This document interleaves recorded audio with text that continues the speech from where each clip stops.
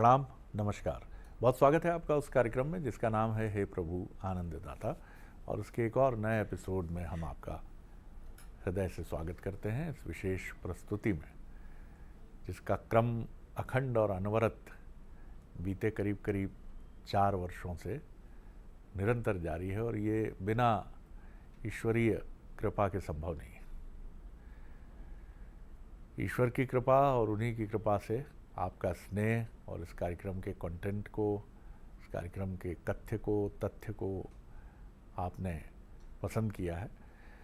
हनुमान जयंती जैसा हम जानते हैं कि बहुत निकट है, और हम लोग प्रयास कर रहे हैं कि हनुमान जयंती पर हनुमान जी के व्यक्तित्व के अनछुए जो पहलू हैं, जिनके बारे में हम कम जानते हैं या बिल्कुल भी नहीं जानते हैं, उनसे हम परिचित होते चलें।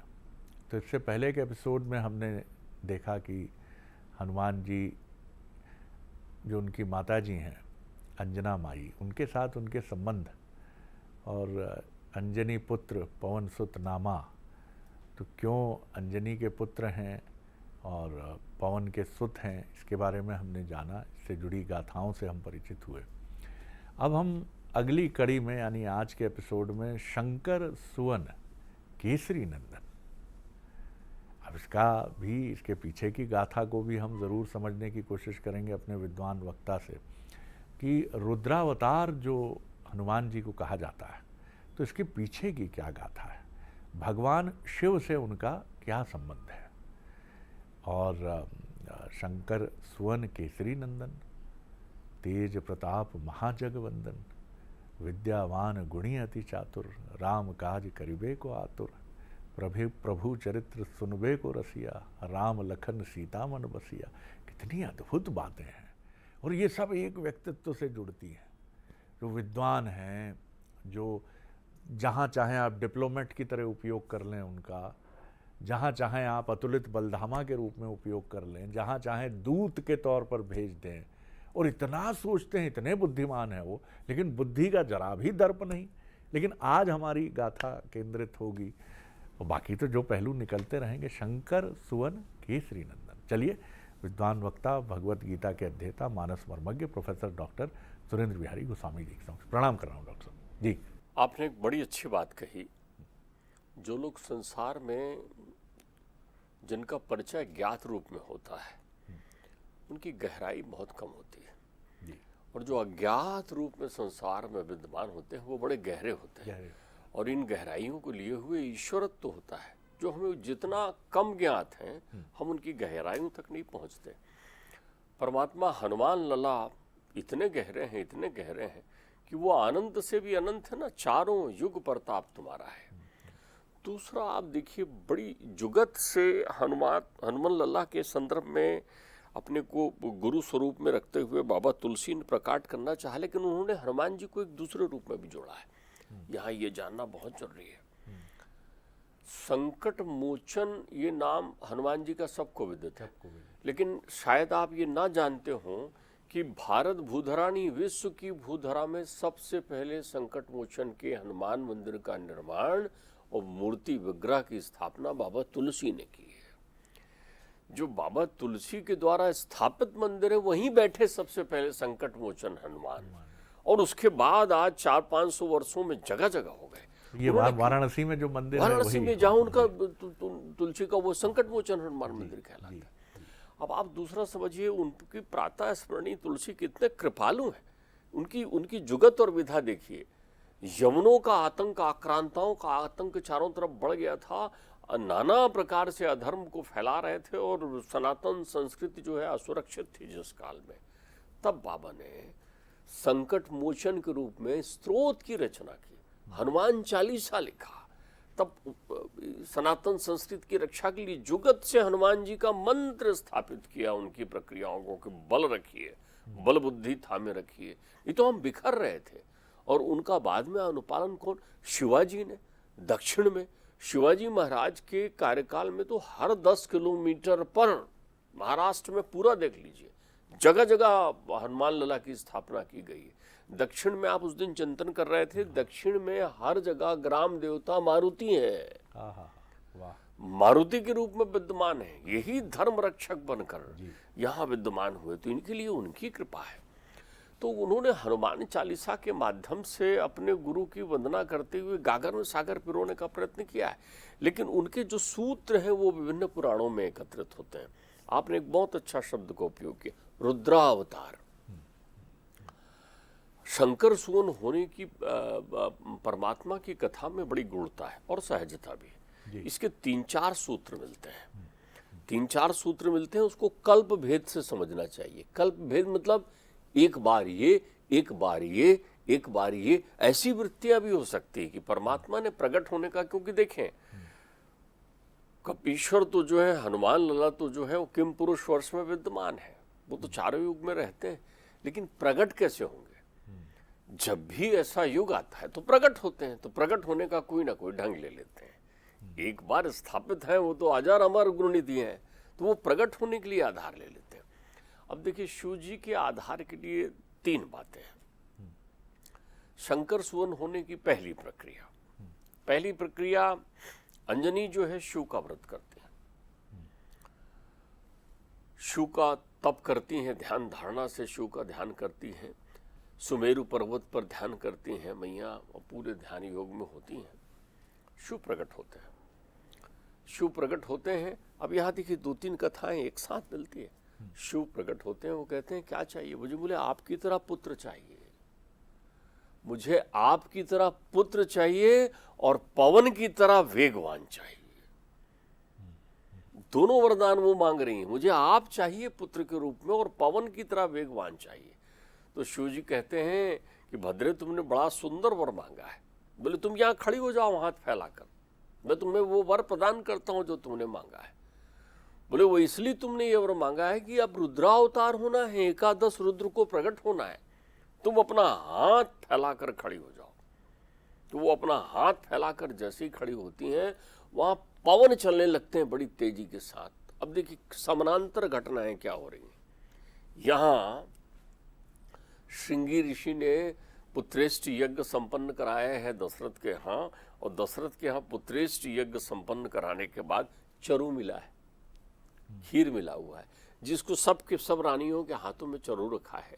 लेकिन कैकेयी के हाथों में जो चरु रखा है उसको एक चील, ऊपर उड़ता हुआ चील झपट्टा मारकर चोंच में बढ़कर चला जाता है और वो उड़ जाता है आकाश में। यही पल है, यहाँ मैया हाथ फैलाकर परमात्मा के सामने खड़ी हैं, और वो चील जब पवन वेग के उस झकोरों के बीच पहुंचता है तो हवा के थपेड़ों से उस चील के मुख में जो खीर है वो खीर उसके मुख से छूटकर मैया के हाथ में गिर जाता है, और मैया उस खीर का पान कर लेती हैं, तुरंत ग्रहण कर लेती हैं।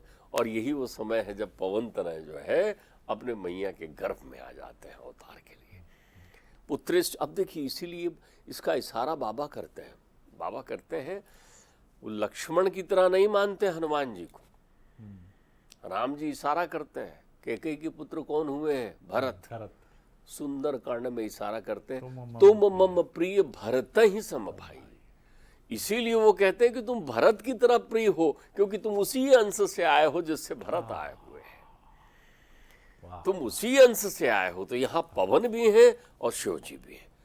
अब देखिए शंकर सुवन की दूसरी प्रक्रिया ब्रह्मांड पुराण में एक और बड़ा सुंदर वर्णन है। इसका वर्णन तो आनंद रामायण में भी है, इसका इशारा तो जो है वो अपने शतरुद्र खंड में जो है शिव पुराण में भी है। बड़े सुंदर ढंग से कहा गया है कि शिव जी की इच्छा होती है कि उन्होंने मोहिनी का अवतार नहीं देखा। जब समुद्र मंथन हो रहा था तो देवताओं के दुख को दूर करने के लिए विष का ताप बढ़ा हुआ था ना, तो बाबा ने तो विषपान कर लिया, नीलकंठ होकर के हिमालय में बैठ गए। जिस स्थान पर बैठे वो नीलकंठ पर्वत कहलाया। अब यहाँ जब समुद्र मंथन में मोहिनी का अवतरण लिया परमात्मा ने, त्रिलोक सुंदरी है मोहिनी। जब उनकी श्रीमद् भागवत में इतना सुंदर वर्णन है कि जब उनके चरण धरती पर पड़ते हैं और मैया के पाजेब छमछम बजते हैं तो त्रिलोक स्तंभित हो जाता है इतने। और देवताओं के हाथ में तो वो है ना अन्नमय सुरा, वो सोच रहे हैं बदल ले भैया। तो वो जैसे ही उनको देखते हैं स्तंभित, असुर कहते हैं बलि समेत कि ये इनको ही दो, यही बांटेंगी। वो कहते हैं देखो भाई, मैं त्रिलोक सुंदरी हूं, मेरा विश्वास नहीं करना, मैं अपने मन की मालकिन हूं, मैं जिसको जैसा योग्य समझूंगा वैसे ही बांटूंगी। तो वो कहते नहीं, आपको जो उचित लगे उसको बांटो। वचन पूरा होता है, परमात्मा की लीला में पक्की बात रहती। तो वो देवताओं को अमृत और उनको अन्य सुरा ग्रहण करा देते हैं। शिव जी जब ये वृतांत सुनते हैं तो शिव जी के मन में इच्छा होती है। शिव पुराण में उल्लेख, शत्रुद्र संहिता में, तो वो स्मरण करते हैं अपने परम प्रिय आत्मी श्री हरि का। श्री हरि प्रकट होते हैं, दोनों एक दूसरे के हृदय में निवास करते हैं। हरिहर हरिहर प्रकट होते हैं। उनने कहा कि आदेश आपने कैसे याद किया? बोले वो आपके मोहनी रूप का जो चिंतन है वो मुझे बार बार लग रहता है, वो मैंने देखा नहीं आपका अवतार। तो परमात्मा कहते हैं कि आपकी आज्ञा, और थोड़ी ही देर में उन्हें त्रिलोक सुंदरी कंदूक खेलते हुए दिखाई पड़ती। एक बाल लिए हुए बाला वन में, उपवन में उछलती दौड़ती दिखाई पड़ती। माया ने भी तप किया है। शिव जी प्रकट हुए माया के सामने, मायापति हैं।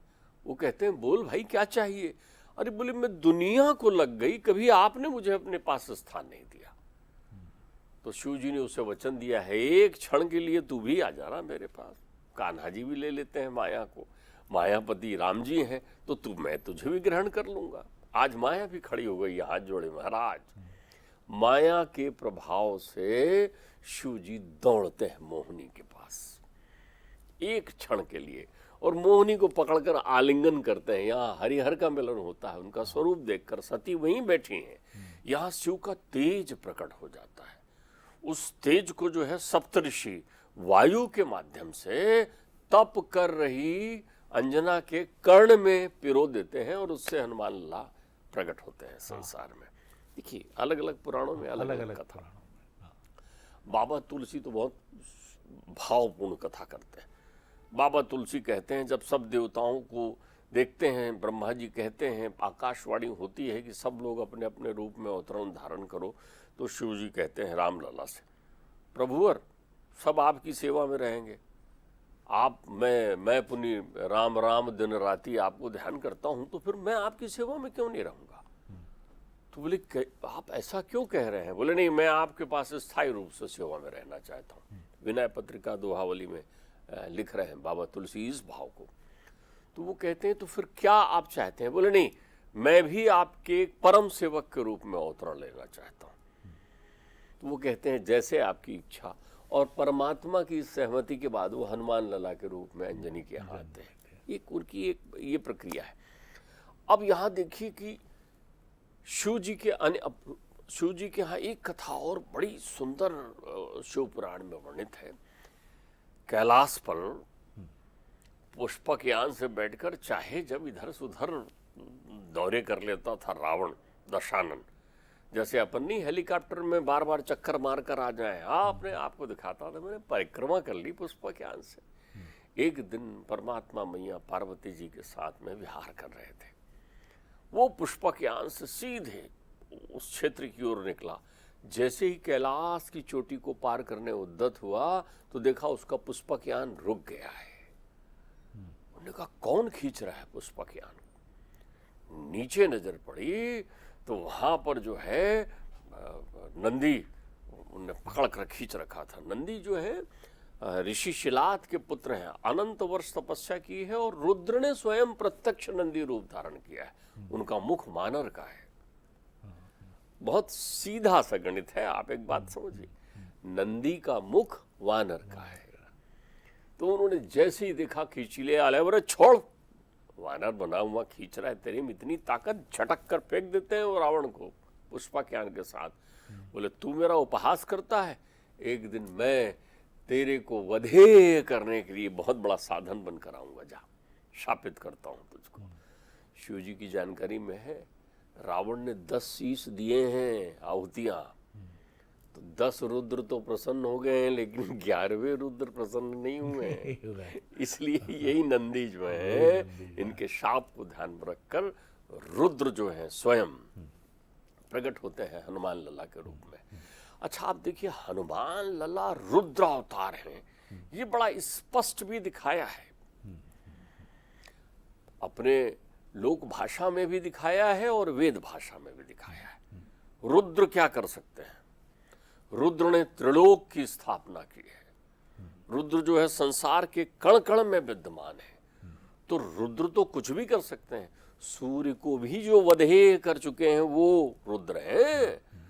सूर्य भी जिनके नाम से कांपता है वो रुद्र हैं। तो जैसे ही रुद्र प्रकट हुए तो संसार को शंखनाद करने की, देखो रुद्र आ गया। तो उन्होंने कैसे दिखाया? बाल समय रवि भक्ष लियो तब तीनों लोक भयो अंधियारो। ध्यान रखिए, किसी का मुख इतना विशाल नहीं हो सकता। लाखों गुना बड़ी है पृथ्वी से सूर्य, उसको कोई मुख में रख ले वो कौन कर सकता है? वो काल ही कर सकता है, वो महाकाल ही कर सकता है, जो सृष्टि में सूर्य का भी जन्मदाता है।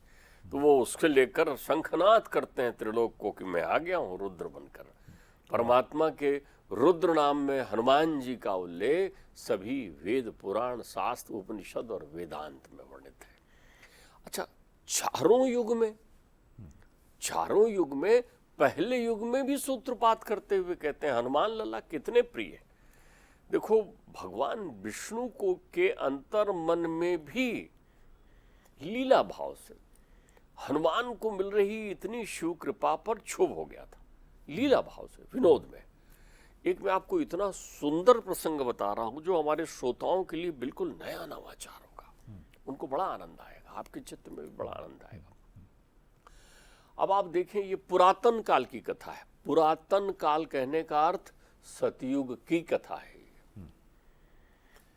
सतयुग में परमात्मा शिव के रुद्रावतार के रूप में हनुमत लला। स्थान कौन सा है? कैलाश पर्वत। आश्रम किसका है? गौतम ऋषि का। सुशोभित कौन हो रही है वहां उनके साथ? अहिल्या। उस आश्रम में जो बाणासुर है शिव का परम भक्त, अरे भ्रमण करते हैं, घूमने जा रहे हैं। कितनी सुंदर टोली पहुंची, देखिए। बाणासुर अपने गुरुदेव शुक्राचार्य को, अपने प्रपितामह प्रहलाद जी को, अपने पिता बलि को लेकर, और बलि के साथ में अपने आत्मीय मित्र राजा वृषपर्वा को लेकर, धनु राजा, दानवों के राजा। वृषपर्वा का परिचय भी जान ले। वृषपर्वा जो है उनके गुरु भी शुक्राचार्य हैं, और साथ में शुक्राचार्य भी चल रहा है, गुरु शिष्य है। शुक्राचार्य की जो पत्नी है देवकन्या, अपने प्रीवत की पुत्री ऊर्जस्वती, उसकी पुत्री हुई है देवकन्या। ध्यान रखिएगा, वो ययाति को ब्याही है। और वृषपर्वा राजा की जो पुत्री है शर्मिष्ठा, वो उनकी सेवा में गई थी और ययाति ने उसका वरण कर लिया था।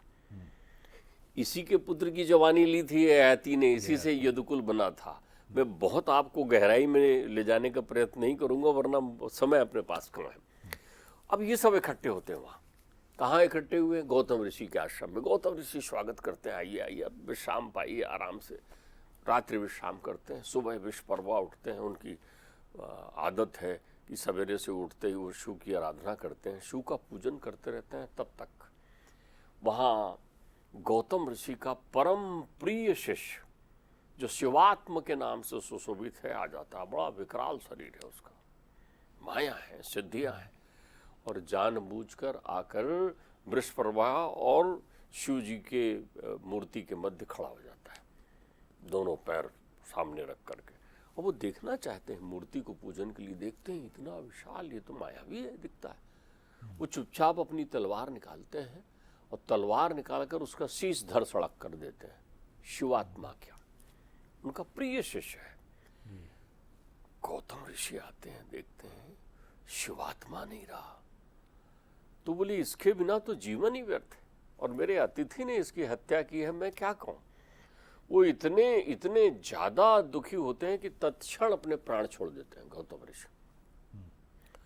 ऋषि गौतम को प्राण छोड़ते देखते हैं तो शुक्राचार्य कहते हैं, इतने पवित्र ऋषि ने प्राण छोड़ दिया। वो भी तत्क्षण अपने प्राण छोड़ देते हैं।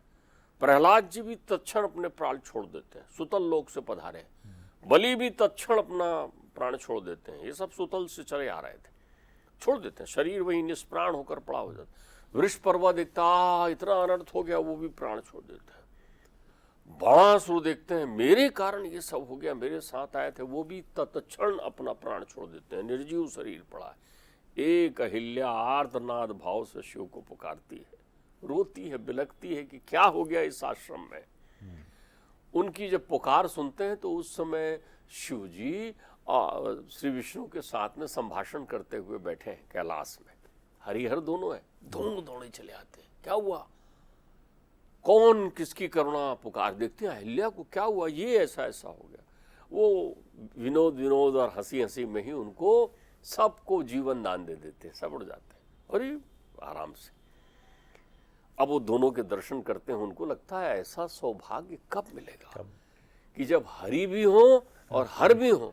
तो वो प्रणाम करते हुए कहते हैं कि महाराज आप इस कुटिया में पधारे, में धन धन्य हो गया, आज परम कृपा हो जाए यदि आप भोजन ग्रहण करें, यहाँ अहिल्या बनाएगी।